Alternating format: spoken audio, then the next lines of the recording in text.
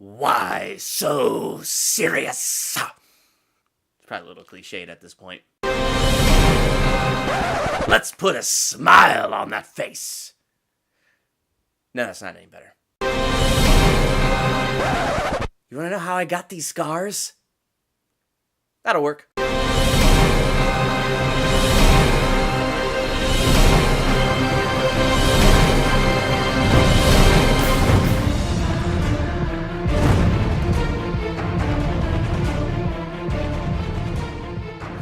Welcome to Durbania. I'm Durban, and I'm going to read way too much into The Dark Knight as we approach Suicide Squad. I'm pretty excited to see Suicide Squad.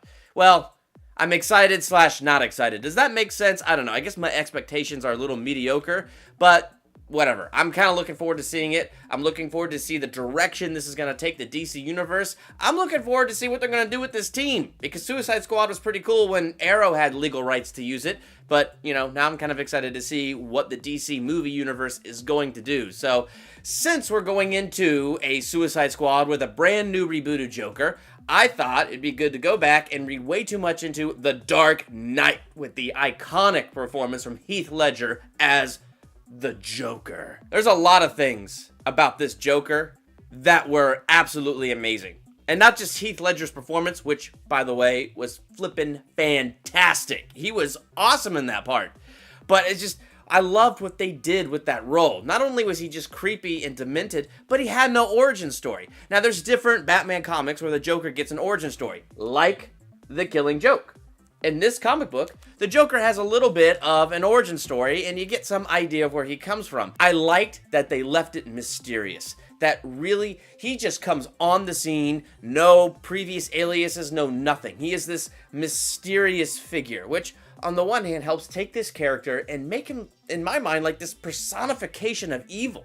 The other thing that makes him this personification of evil, he claims that he is a servant of chaos. That's what he's going to do. You know, he's an agent of chaos. And as Alfred said, some people just want to watch the world burn. Like, he's got no other agenda other than the pleasure of watching the world burn. And you really see that in this character, except he does have a lot of plans. He really does. And they're super elaborate. So on the one hand, he says, I'm an agent of chaos. But on the other hand, his plans, I'm sorry, they're flippin' elaborate. Granted, he does fly by the seat of his pants even in his plans, but he still has them. Once he kind of discovers Batman, once he kind of figures out who this guy is, you know, saying, all right, I'm going to kill people until you take off your mask. And, you know, he's not surrendering that easily.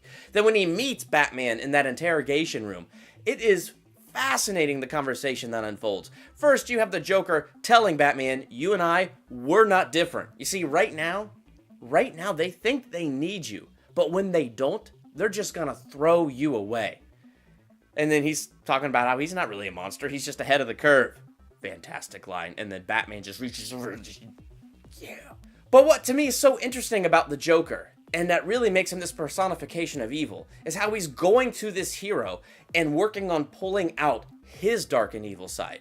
I mean, Batman has one. His parents were killed in front of his face. He was driven by vengeance for a long time till he learned to stop being driven by that and to be driven by justice. He's trying to pull out those dark shadows and wave it in front of Batman's face. Tear down that heroic thing and show him that how far down he truly has fallen. How far gone he truly is.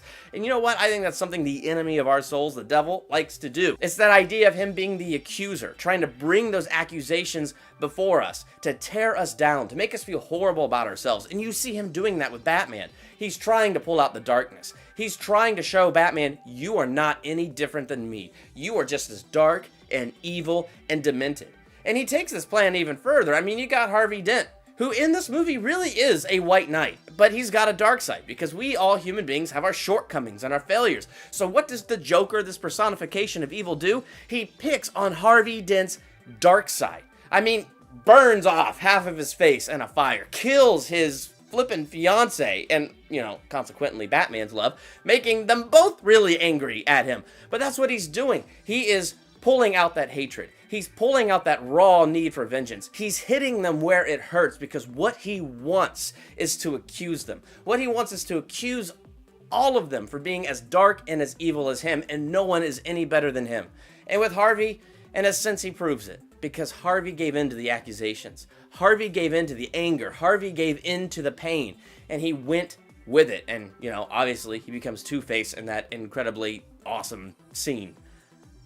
But what I like is Batman, he's the guy who continues to resist, which in the end gives the Joker great entertainment because he's just that psychotic. But the Joker can't win over Batman because Batman is not giving in. He's resisting this evil force. He's resisting this evil power. And as much as it does plague him, and it does, as much as it pulls on his dark side, and it does, he doesn't give into that darkness. He doesn't break his no-killing rule, that moral rule that he holds to. He doesn't cross that line. And Batman decides to prove that not everybody's as dark and evil as the Joker. What I don't like, he goes, "No, you're alone." Because his voice sounded weird, but the point is none of us are alone. That's why I don't like it. Not a single one of us, not even the Joker is alone. Because that's the amazing thing about God's love. No one is ever too far gone. Nobody is ever too evil that God can't break through and save the soul and save the heart and make everything brand new. But there's always going to be that accuser, the devil, doing everything he can to bring about our past mistakes, to show that we are just as bad as him, if not worse. And that's what the enemy does.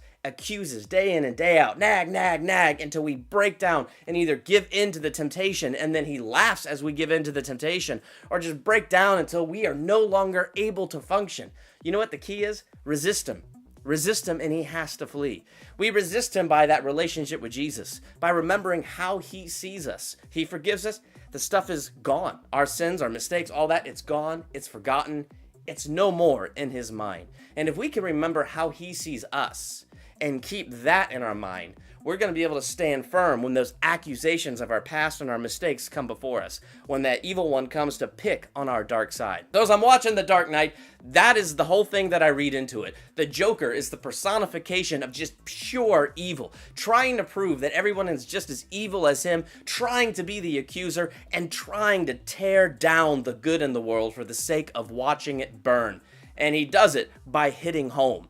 But just gotta resist, and Batman resists and stays the epic Batman. I thought The Dark Knight was a fantastic movie. Are you excited for Suicide Squad? Make sure to let me know in the comments, and while you're there, hit that subscribe button to stay on top of all the new videos coming out. I'm Durban. Thanks for checking out Durbania.